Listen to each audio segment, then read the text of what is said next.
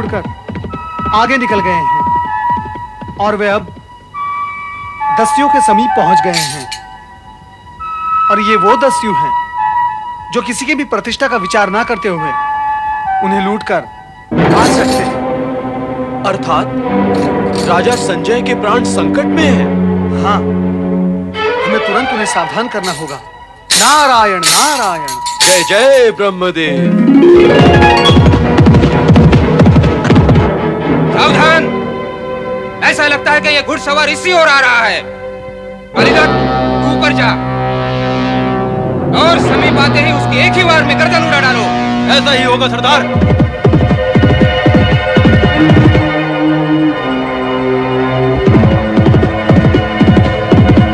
सावधान राजन, सावधान। अब आगे न जाएं। आगे अत्यंत हिंसक और भयंकर दस्युओं का वास है। युद्ध और संघर्ष दोनों का समय ही नहीं देते, तुरंत वार करके समाप्त कर देते हैं। कृपया आप आगे न जाएं। हमारे राज्य में प्रजा को लूटने और मारने वाले दस्यु रहते हैं। ये हमारे लिए लज्जा और खेद का विषय है। कलंक है हमारे नाम, काम और हमारी व्यवस्था पर। और तुम हमें उस ओर बढ़ने से रोक रहे हो जिधर दस्यु हैं। यदि मैं उस ओर नहीं गया तो क्या उनकी संख्या बढ़ नहीं जाएगी? और यदि दस्युओं की संख्या बढ़ गई तो क्या प्रजा को संकट नहीं होगा? यदि मैं राजा होकर दस्युओं की संख्या बढ़ने देता हूं तो क्या यह प्रजा के साथ विश्वासघात नहीं होगा?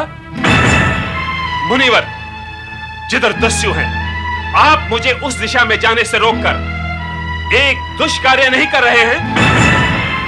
मेरा और मेरी प्रजा का अहित नहीं कर रहे हैं? नहीं, मैं आपकी एक नहीं सुनूंगा। राजन, कर्तव्य और दायित्व से पूर्ण आपके वचन सुनकर मैं सुखद आश्चर्य से अभिभूत हुआ। अपनी प्रजा के लिए इतना विचार करने वाला कौन राजा है जितना आप कर रहे हैं? अपनी प्रजा के लिए अपने प्राणों की चिंता किए बिना अराजकता के दोष को मिटा देने वाली आपकी भावना अभिनंदनीय है। किंतु राजन, आप अकेले हैं और वे संख्या में बहुत अधिक। इस शक्ति परीक्षण में संतुलन नहीं है।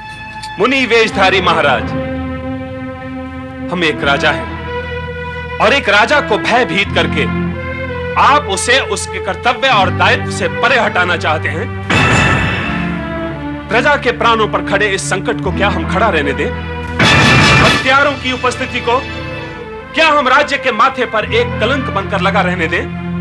स्वयं राजमहलों में सभी सुख सुविधाओं को भोगें और प्रजा को दुष्टों की दया दृष्टि पर छोड़ दें?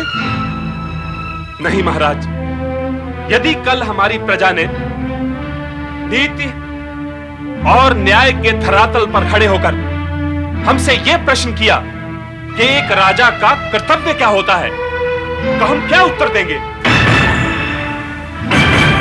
प्रजा को यदि भरमा भी लिया तो मृत्यु के पश्चात भगवान को क्या उत्तर देंगे? निष्ठा और कर्तव्य से मुख मोड़कर मृत्यु के पश्चात इस पार और उस पार नरक के द्वार हमारे लिए खुले ही हैं। हम उन दस्युओं को दंड अवश्य देंगे। राजन, आपकी प्रजावत्सलता, कर्तव्य निष्ठता अभिनंदनीय है। मैं प्रभावित हुआ। किंतु राजन, प्रश्न यह है कि इतने सीमित साधन के साथ आप अपने साध्य में सफल हो सकेंगे? क्या आप अकेले उन प्राण घातकों को दंड दे सकेंगे? कदापि नहीं। निसंदेह वे दंडनीय है ही। एक राजा होने के नाते आपका यह कर्तव्य है कि आप उन्हें समाप्त करें। किंतु उनसे बड़ी शक्ति अपने साथ लेकर यदि आप अकेले वहां गए तो ना आपका उद्देश्य पूर्ण होगा, ना ही आपके प्राणों की रक्षा हो सकेगी। राजन, आपका जीवन अमूल्य है, उस पर प्रजा का अधिकार है। इसलिए प्रजा के हित में आपकी रक्षा अनिवार्य है।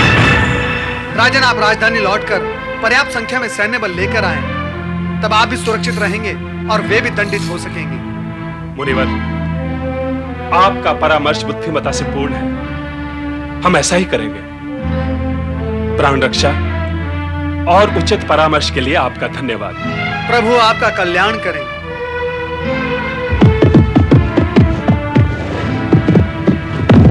सरदार, घोड़े की टापों की दूरों से ऐसा लग रहा है कि घुड़सवार लौट गया। अब वो दोबारा नहीं आएगा।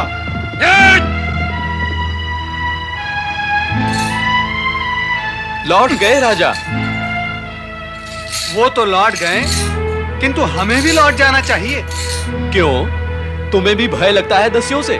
नारायण नारायण, दस्युओं से किसे भय नहीं लगता। चलो। सुंदर, अति सुंदर। आहा हा हा। ऐसा मनोहारी शक्ति स्वरूप देखकर हार्दिक आनंद आ गया। सिंहवाहिनी माता शक्ति की जय। असुर मर्दिनी माता शक्ति की जय।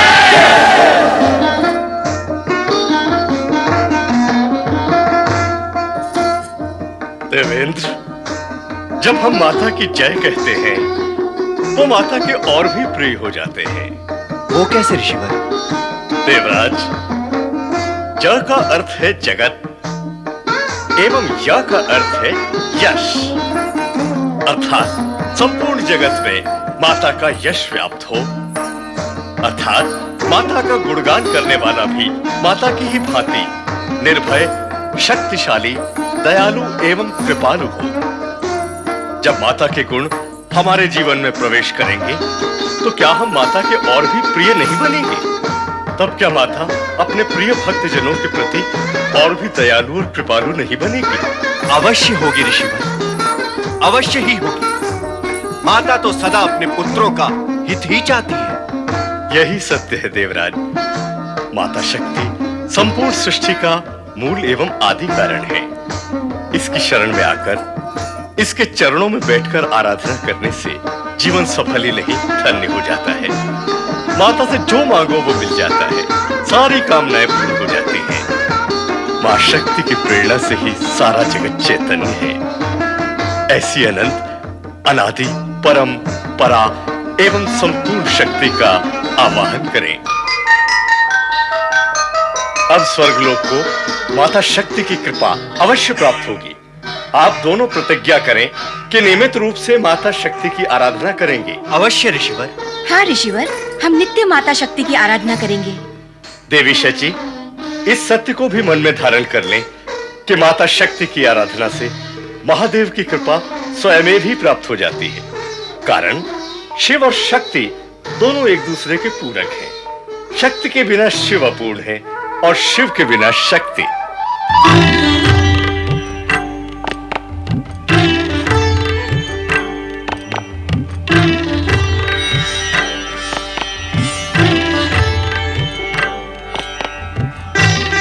पति परमेश्वराय नमो नमः।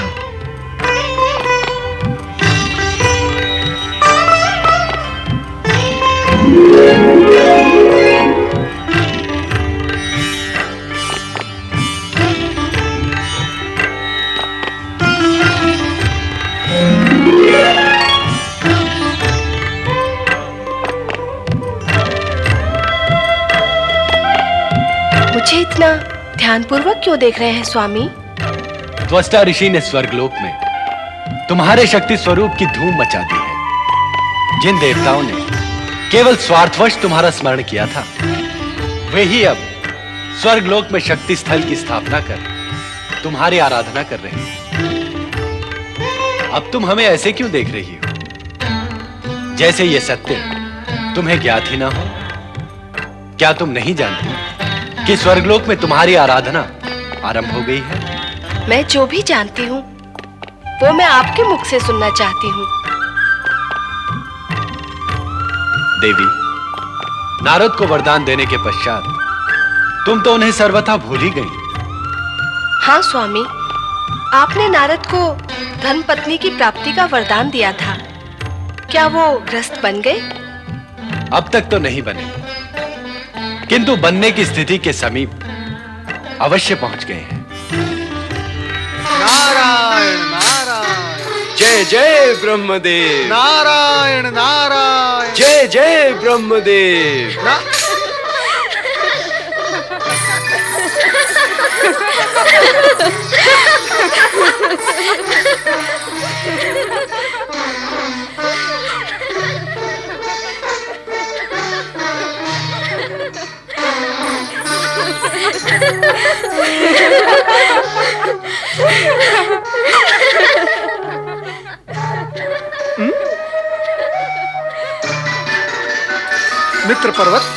क्या सोच रहे हो? वही जो तुम सोच रहे हो। ये कैसे जान लिया कि मैं क्या सोच रहा हूं? अपने दिव्य ज्ञान से। क्या कहता है तुम्हारा दिव्य ज्ञान? यही कि तुम जानना चाहते हो कि वो सुंदरी कौन है। मैं भी यही जानना चाहता हूं। मैं भी अपने दिव्य ज्ञान से इतना तो अवश्य जान गया हूं कि यह सुंदरी वही राजा संजय की पुत्री है, जिसे हमने वन में दस्युओं से सावधान किया था। तब तो अवश्य ही हमें राजा संजय का आतिथ्य ग्रहण करना चाहिए। राजा हमें देखते ही हर्षित होकर हमारा स्वागत करेंगे। किंतु मित्र, मेरा मन ये कहता है कि हमें इस झंझट में नहीं पड़ना चाहिए। चलो हम आगे बढ़े। नहीं मित्र, नहीं। ऐसा सुअवसर बार बार नहीं आता। चलो मित्र, चलो।